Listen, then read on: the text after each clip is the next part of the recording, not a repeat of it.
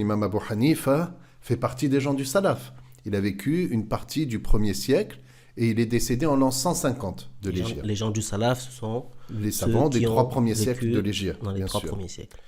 Donc, l'imam Abu Hanifa, que Allah l'agrée, a dit « وَيَتَكَلَّمُ لَا كَكَلَامِنَا نَحْنُ نَتَكَلَّمُ بِالْآلَاتِ مِنَ الْمَخَارِجِ وَالْحُرُوفِ وَاللَّهُ مُتَكَلِّمٌ بِلَا آلَةٍ وَلَا حَرْفٍ » Ce qui signifie Dieu parle.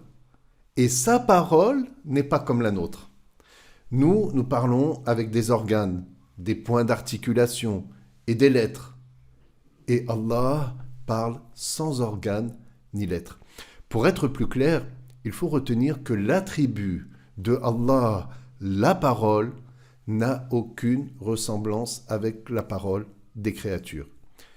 Oui, on utilise le même mot, la parole, mais le sens visé est différent. Très bien. Maintenant, si l'un de nous récite les versets révélés au prophète Muhammad sallallahu alayhi wa sallam, qui sont en arabe, est-ce qu'on dit qu'il récite la parole de Dieu alors que ses organes sont créés, celui qui récite? Bien sûr. Ses organes sont créés, sa prononciation a un début. Tout à fait. Ben, la réponse est oui. On va expliquer pourquoi.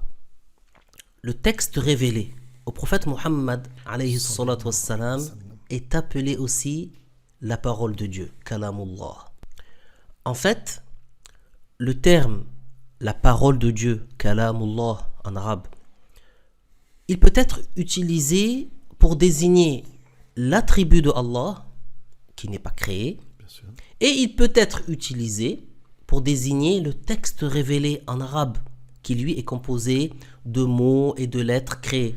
Pour résumer, la parole de Dieu, kalamullah, désigne soit l'attribut de Dieu, soit le texte révélé en arabe.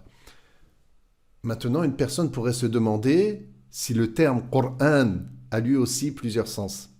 Eh bien, effectivement, il en est de même pour le terme Qur'an. Ce terme a 2 significations possibles lorsqu'il est utilisé sans restriction, c'est-à-dire lorsqu'on dit Al-Qur'an sans préciser quel sens on vise.